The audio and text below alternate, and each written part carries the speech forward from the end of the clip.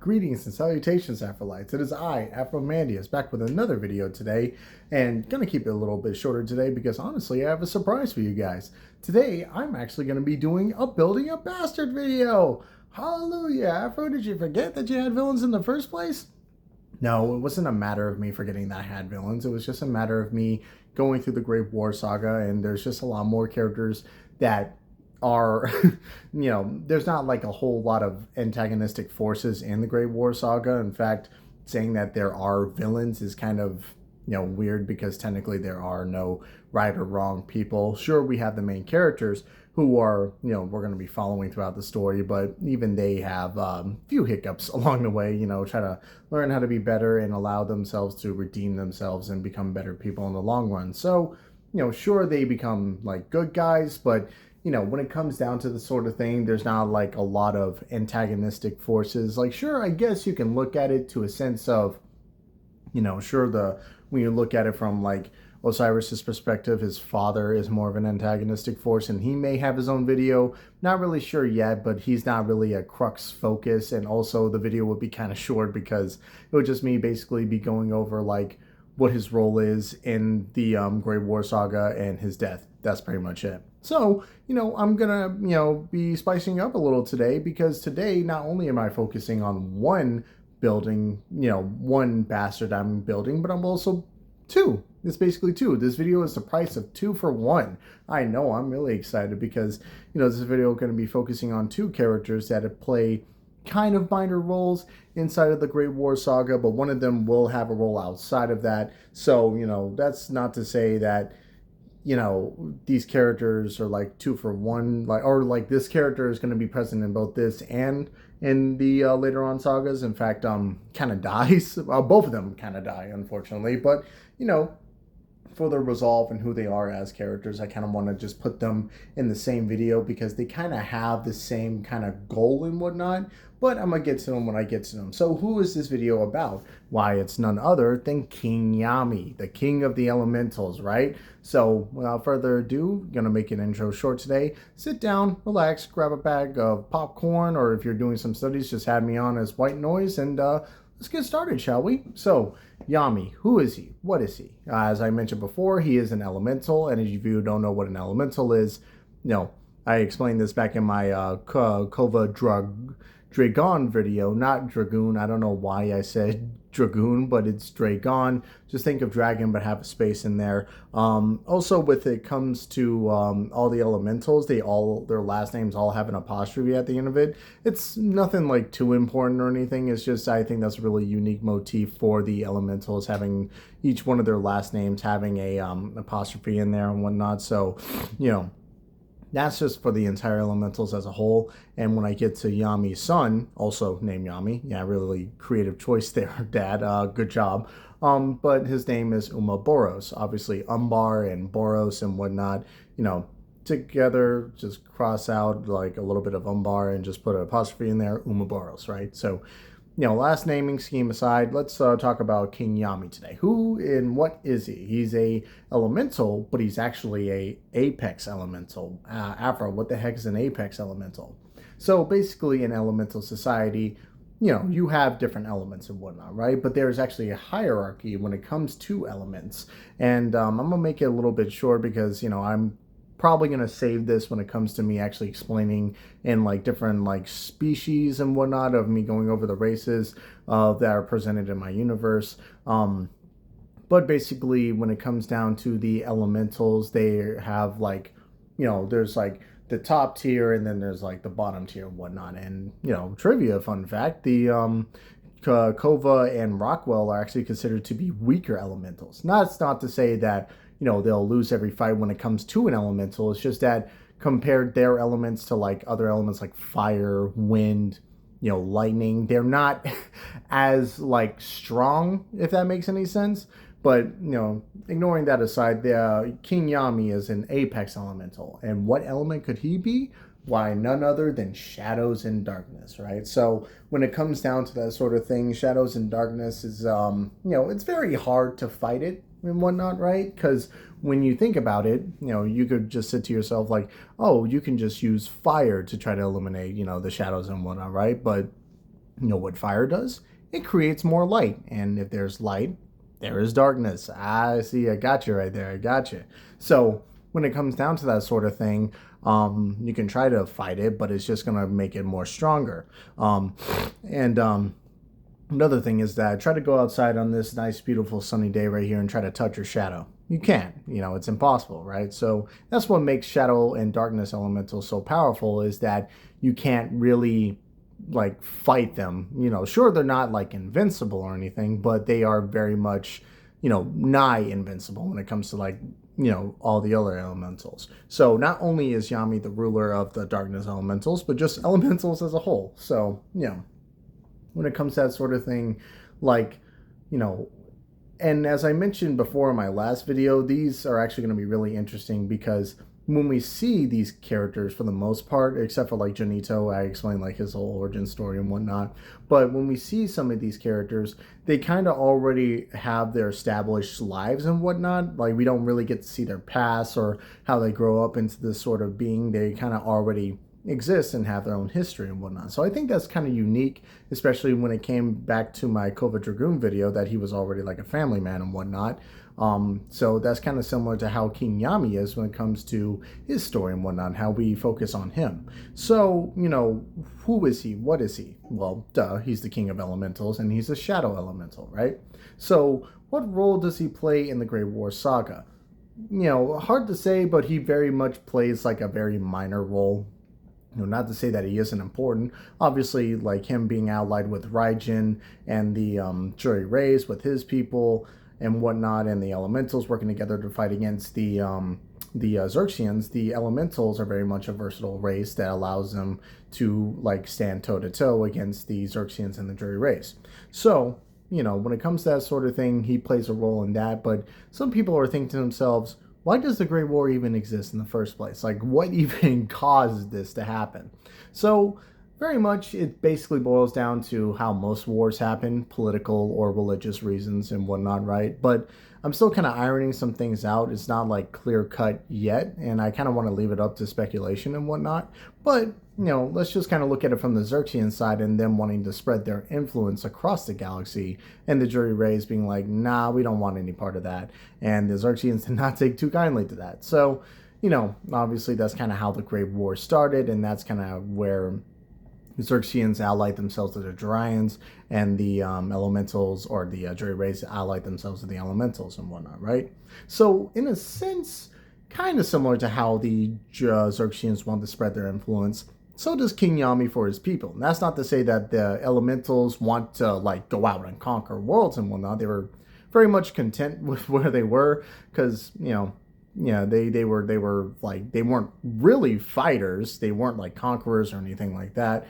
But with their planet being the size of Jupiter, it was very big. It was very big. However, elementals live for a long time, a very, very long time, a extremely long time. So, when it comes down to it, their soul gem, just like their bodies, also age, but it's not like, it's not like an organic substance or anything, right? It's not going to rot or it's not going to fall apart.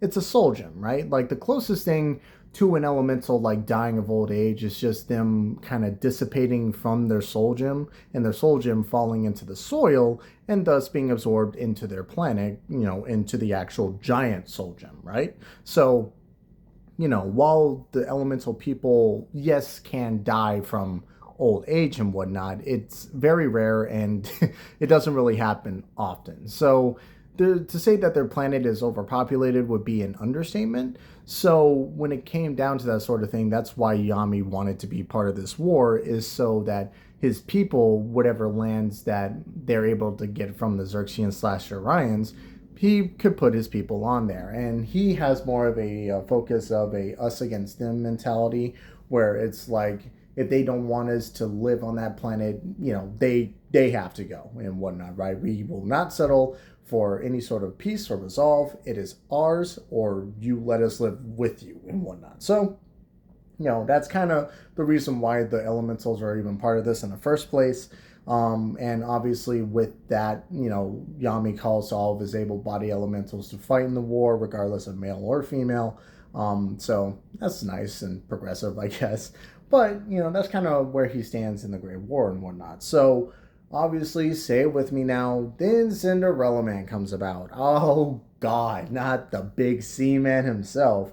So, as I mentioned way before in my videos, Cinderella-Man, when he comes to his first wrecking of house, I guess you can say this involves mostly the elementals and whatnot. So, at this point, it was, the elementals and some of the jury rays, and, basically everyone was fighting them, but they were on the elemental home planet trying to gather resources and try to, get their stuff ready for another dogfight. So, so Cinderella-Man comes and, wrecks house, obviously. And, with him fighting the Xerxians, the Jury Rays, and the Jorians, it was easy because you can touch them. You can physically touch them. But when it comes to an elemental, they have intangibility. So not to say that Cinderella-Man was getting his butt kicked by the elementals, but they were very much elusive when it came to that sort of thing. Until he figured out what their main weakness was, and that was their soul gem. So, think of the soul gem, like when it comes to like the basic fundamentals of it, think of it as like a very durable gusher that once it, breaks or even cracks, a little bit of liquid seeps out. That's the elemental's blood and whatnot, right? So, he gathers a lot of the elementals like soul gems and he crushes it in between his hands and, do the math and whatnot. So technically he has elemental on him, right? So that's how he's able to bypass the intangibility, is by soaking himself into the blood of other elementals. That's metal, I know. So, Yami sees this and sees that his people are getting absolutely dog-walked by Cinderella-Man, and he entraps him inside the core, not core, but like inside of the like planet itself to kind of keep him trapped into the ground.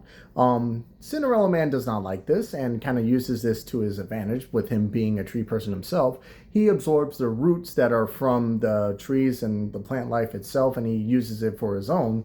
And, obviously with him having, elemental blood soaked into his actual like root body itself, he's able to gather it and collect it for himself and grow bigger and more powerful. So he basically rips the planet open and, jumps himself out. And then Yami pulls a Thanos and is like, you know what, I'll just do this myself, and drags Cinderella-Man back into the center of Earth, not Earth, center of the elemental planet, and they duke it out from there.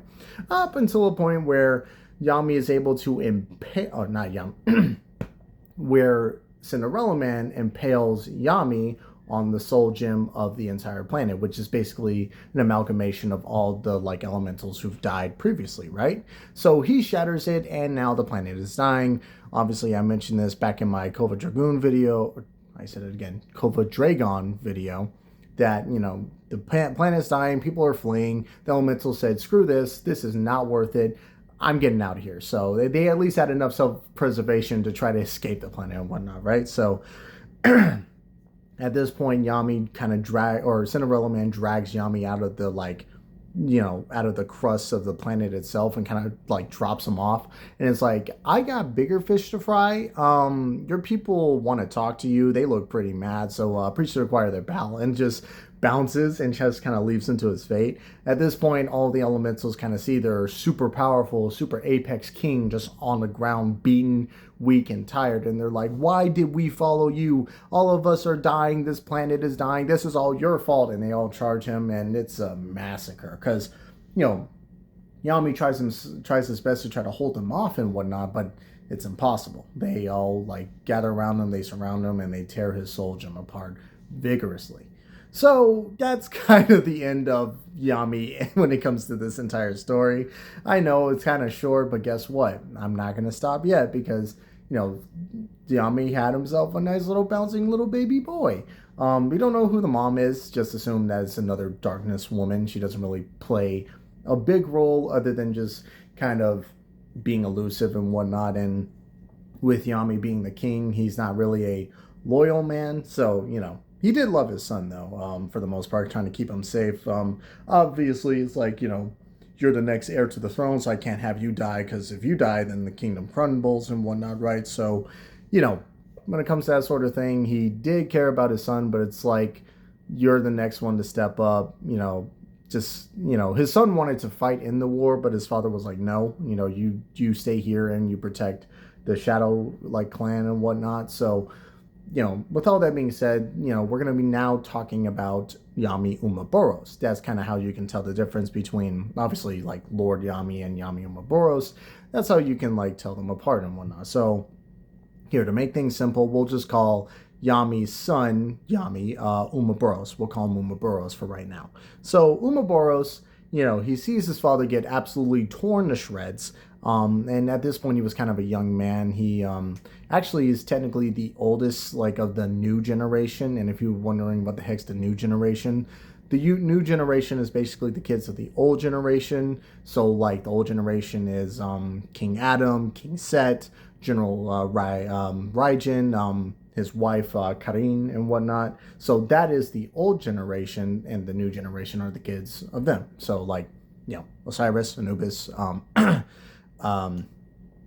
Jin, Himawari, Alva. So that's basically the new generation, But anywho, so he is the oldest of the new generation and kind of saw this war happening like in front of him. And, he was saddened because not only did he see his people basically turn on his father and rip him to shreds, but it's like now he's watching all of his people flee from the planet that he wanted to rule and whatnot and see grow. So, obviously with that, sad days for all, but he's planning something big. So he goes to Earth, obviously on like a rocket ship and whatnot, and, he's kind of leaving the fight. He didn't want any part of the Great War. That, and also his father didn't want him in part of the Great War. So he makes it to Earth and he establishes it as his very own. He, kind of similar to how it's presented in the Chronicle universe. There's a world world president. In the Legend universe, there's a world admiral. The world admiral is the commanding head in chief, in charge. Whoever like calls the shots, it's him, and it's his final word. So nobody like messes with him and stands against him and whatnot. So still kind of ironing things out to how his role is, but basically he's now the villain, the main antagonist of the Rising Renegade saga. And so, this is kind of like a nice little entry point to where it talks about the Rising Renegades and, just kind of like the symbolism from how his father treated the elementals. That's kind of how he treated, well, that's not to say that his father was cruel against the elementals, but when it comes down to how Yami treats humans, he does not like humans at all. He wants his elementals to thrive. So, he has to disguise himself as a human, though. He has like a magical like rock that's called a shift stone that allows him to take on a human form. But he needs himself a mate. He needs something to where he's able to cultivate the earth into a breeding ground for elementals. And the only way that he needs to do that is with another apex elemental. And that apex elemental needs to have some sort of ability that can bring life. And that only, elemental is known as a predator elemental. That's right. We're going to be talking about Ivera right quick. So Ivera, she's going to have her own video, but just to make a long story short, with her being a beast/predator elemental, she technically kind of brings life, like, she's able to like be a brood mother, I guess you can say. And so with her and him working together, they're able to cultivate a new kind of breeding world for the elementals to thrive off of. And that's kind of what their goal is, to continue the elemental race. Obviously, this comes in cahoots with the Rising Renegades and Shadowflight, which they both have their own like ensemble and fighting and whatnot. Obviously, when it comes down to that sort of thing, it's big battles between all traumatic moments, sad moments, happy moments, funny moments, blah, blah, blah. So obviously at this point, at the end of the Rising Renegades, again, I'm not telling you guys everything, and two, I'm still kind of ironing things out. But at the end of the story, obviously, Yami is killed by Bolt. Both of them had access to star shards and thus reached their full pinnacle, like top tier elite elemental forms. But with Bolt becoming a light elemental, which is one of the rare elementals to ever exist, Yami can really do much against that, and he does fall to Bolt. Happy days for all, but there's a problem. with Yami not being the world admiral anymore, there's now a power vacuum. Now everyone who was associated with Yami and his like cults known as the Black Parade. I know, My Chemical Romance fans, you guys already know where I get that name from. But basically, he left one person in charge, but he didn't really tell anyone. But it's most likely going to be like Dr. Samuel Greenday because he was closest to him and respected him the most. But, with all that being said, now there's a power vacuum, and that's where Shadow Flight kind of comes into play and kind of keeps order onto this planet and makes sure that no one takes absolute control. So, that's where, the end of Yami Omoboros' story is, unfortunately. I know it's very, very short and very simple, but, this is basically a building foundation about what these characters are and who they are and whatnot. So don't expect like a 2-hour video about these characters that aren't going to be around for a long time. That's what makes the other characters so unique, is that, with them being heroes and whatnot, there's a lot more stories for them to tell. But with Yami, he served his purpose as being an antagonist, and obviously with him being a threat, you can't necessarily hold him, so he's going to have to be put down like a dog. So, anywho, what are these characters' morals? They're not good people. Not to say that they're bad in any sort of way, but they're not like, they're not cuddly teddy bears, if you get what I'm saying. Especially when it comes to King Yami, who's a very authoritative, very vindictive person when it comes to this sort of thing. And if it doesn't go his way, he gets very upset. He's prone to anger easily. But he does love and cherish, his people and also his son. He believed that his son, if he were to fall, his son would take up, and step up and become the next perfect leader and whatnot, right? So, same with Yami Umaboros. He feels like he wants to be like his father, but he also realizes that he needs to be better than his father and see where his father failed, he can succeed. So, no matter what the cost is, that's the price he's going to have to pay. Eliminating an entire race of humans. That way the elementals can reign supreme. So, that's kind of where they are morally, is that technically, in a sense, yes, they're evil, but you can understand where they're coming from, especially if you were put into their positions of authority and whatnot. You would want your people to thrive, right? So, basically that's kind of where they stand morally, is that they are very much evil, and their actions demonstrate that through how they interact with their surroundings and who they are surrounded by. But, you can understand where they come from at a, from like certain angles and whatnot, right? The only thing is that there is a difference between how Umaboros is and how King Yami is that Umaboros, he very much is like vindictive and very like mean-spirited, but also he tends to see like comedy through the tragedy and whatnot. While his father was very much serious all the time, he tends to make jokes and make light of a lot of things, especially when it comes to like human life and whatnot. So if you guys know like Samurai Jack, he's kind of like Aku, where he's this looming powerful figure, but he has moments of like brevity, and he doesn't take a lot of things seriously and whatnot, especially when it came down to the Rising Renegades. He thought they were a joke, but once time got serious, he locked in and whatnot, right? So that's kind of where these characters stand morally. What are their powers and abilities? It's it's really easy to say, because just watch my Kova video and me going over what elementals are. All elementals basically have the same ability and whatnot. Obviously, intangibility, transformation, and elemental manipulation and whatnot, right? So, when it comes to at least King Yami, he has the ability to like control like your shadow and whatnot. So if he catches your shadow, you are under his control and whatnot. So think of like the shadow jutsu from Naruto. And that's kind of where, his powers, like he can also morph his shadows into different weapons or like different types of like creatures and whatnot. Not to say that they're sentient or anything, but like it can just, whatever he wants his shadows to be, they'll be, right? So he can also make clones of himself. He can also transform his like body parts with like shadow wings and stuff like that, blah blah blah, to allow himself transportation. So everything that I said for King Yami goes the same for Yami Umaboros, is that transform, elemental shadow manipulation, like umbra kinesis, control of darkness and whatnot.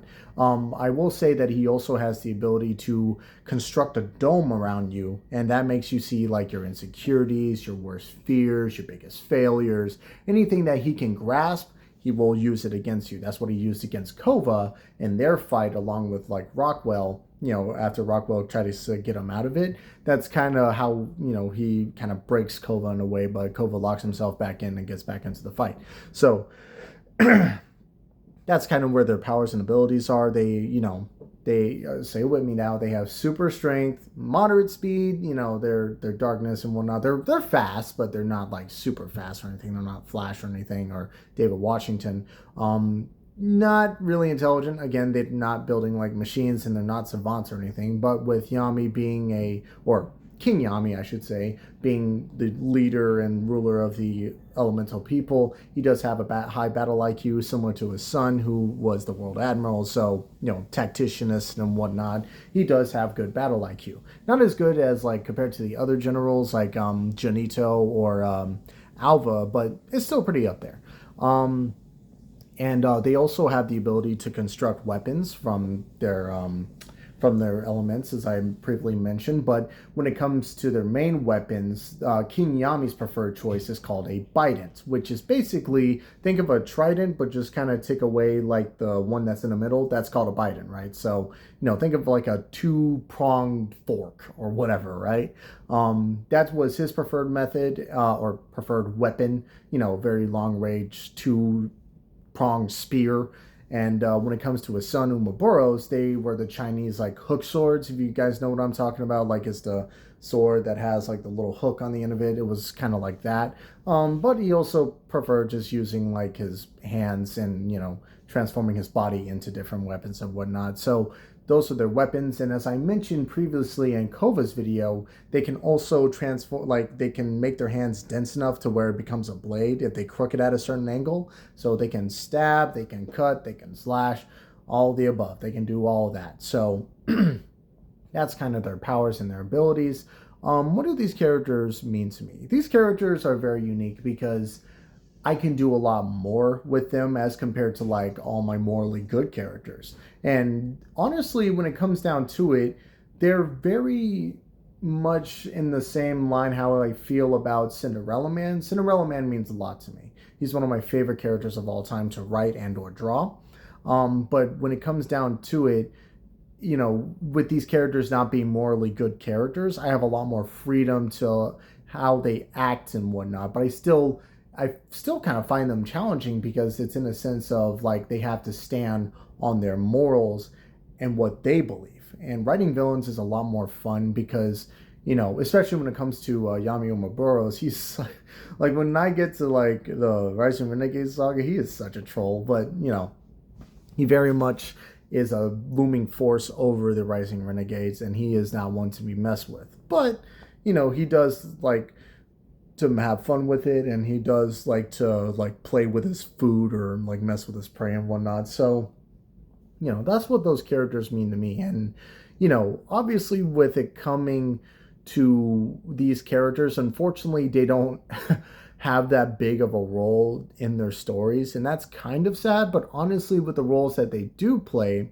it's very interesting because with the Rising Renegades, when it comes to Yami Umaboros, he's kind of a dark reflection of Bolt. And obviously I'm going to have Bolt's own video with him obviously being a champion and whatnot. It's going to be come down the line in a minute. But basically he's supposed to be a dark reflection of what Bolt's supposed to be. And we'll make this a little bit short, but basically long before like any of this happened, lightning elementals were a very rare elemental to come across. And they were also considered to be apex elementals because what can you do against lightning, right? So, they were basically kind of like the rivals to the darkness elementals.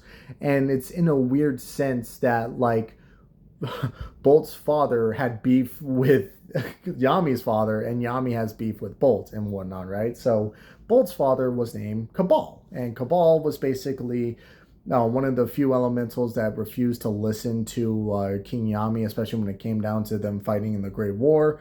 I'm going to explain this when I get to Bolt's video, but basically Bolt and King Yami did not, or not Bolt, Cabal and King Yami did not see eye to eye. In fact, they hated each other. And so I feel like that's a nice little, like, not to say like generational trauma, but generational beef between one another, the sons of the fathers who hated each other. So it's a nice little reflection of just how much one can pass down with like infighting and whatnot, right? So as a whole, these characters, they serve their purpose as being antagonistic forces in their own stories. And with them, they kind of they're in to do their job, be villains, and be like forces that go against like what's going on.